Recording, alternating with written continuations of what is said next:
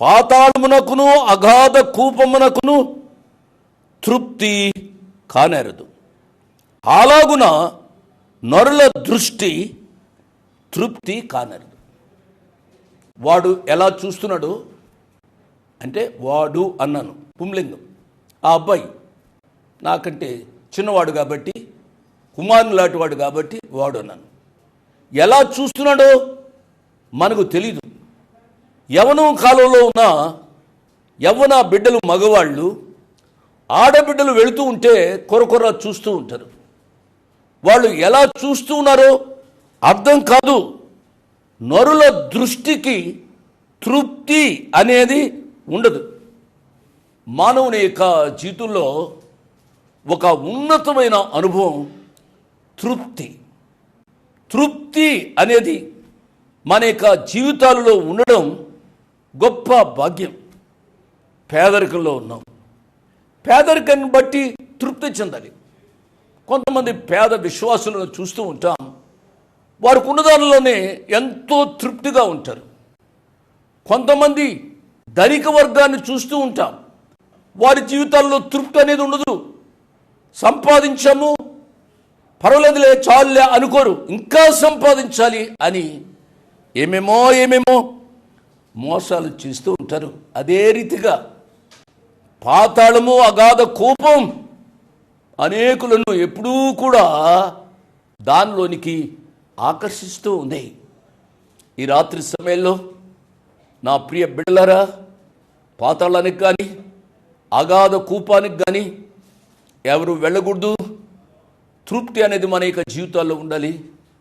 ఆ తృప్తినిచ్చే యేసయ్యను మన జీవితాలలో కలిగి ఉండడం ద్వారా సంపూర్ణమైన తృప్తి కలుగుతుంది అనే విషయాన్ని జ్ఞాపకం చేస్తున్నాను.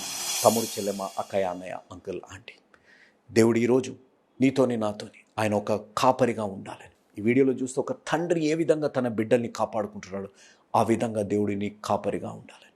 నీ జీవితంలో నువ్వు తొట్టిల్లిపోయే అవకాశాలు ఎక్కువ ఉన్నాయి. నీ జీవితంలో సాతానుడు దాడి చేసే అవకాశం ఎక్కువ ఉంది. నీ జీవితంలో నువ్వు ఏ శోధనకైనా లొంగిపోయే అవకాశం ఉంది. అలాంటి అవకాశంలో నువ్వు ఉండకుండా ఆయన చేతులతో నువ్వు ఎత్తుకొని ఆయన హృదయానికి హద్దుకొని జీవించాలని దేవుడు ఆశ కలిగి ఉన్నాడు. ఎందుకనగా గడ్డి లాంటి జీవితం ఇంతలో కనపడే అంతలో మాయిపోయే లాంటి జీవితాల్లో ఆయన నీ కాపరిగా ఉండాలని, ఆ కాపరైన దేవుడు నిన్ను ఓదార్చాలని, ఆ ఓదార్చే దేవుడు ఎవరితో పోల్చలేని దేవుడు, అంత గొప్ప దేవుడు అనేది నువ్వు గ్రహించగలుగుతున్నావా?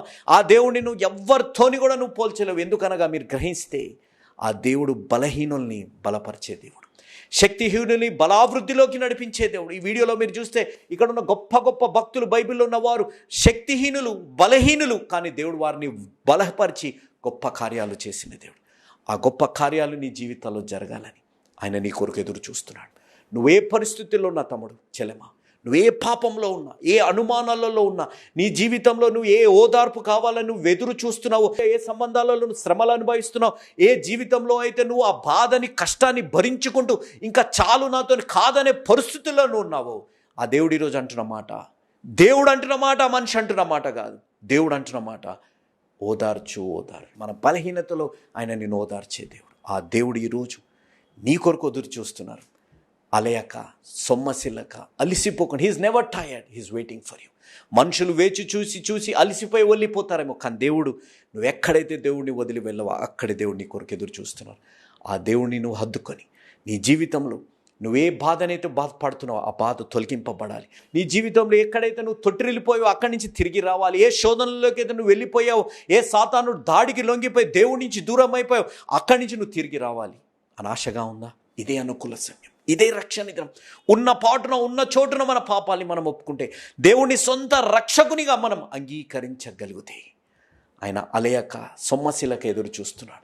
నీ పాపంలో, నీ అపరిశుద్ధతలో, నీ అపవిత్రతలో, నీ బలహీనతలో దేవుడు నీ కొరకు ఎదురు చూస్తున్నాడు. సొమ్మశిలక, అలిసిపోక ఆయన నిన్ను బలపరచడానికి, నిన్ను పరిశుద్ధపరచడానికి, నువ్వు తొట్టిల్లిపోయిన జీవితాల్లో నిన్ను సరైన మార్గంలో, వంకరి మార్గాల నుంచి దేవుడు స్పష్టమైన మార్గంలో, కొండలాంటి సమస్యలు, లోతైన లోయలాంటి వ్యసనాల నుంచి దేవుడు నిన్ను తప్పించి సరైన మార్గంలో నడిపించాలి. ఎడారి లాంటి వైవాహిక జీవితం, ఎండిపోయిన వైవాహిక జీవితం, నీ జీవితంలో లోయలాంటి వైవాహిక జీవితాలు, కుటుంబ జీవితాల్లోంచి బయటకి తీసుకొని వచ్చి నిన్ను ఓదార్చి ఆయన నిన్ను బలపరిచి దీవించాలని ఆశ కలిగి ఉన్నారు. ఆ కార్యం జరగాలంటే ఈరోజే ఒక నిజమైన యేసు అనుచరుడిగా మారాలి. ఎందుకనగా యేసు మార్చేది జీవితాలు, మతాలు కాదు అనేది మీరెవ్వరూ మరవకండి.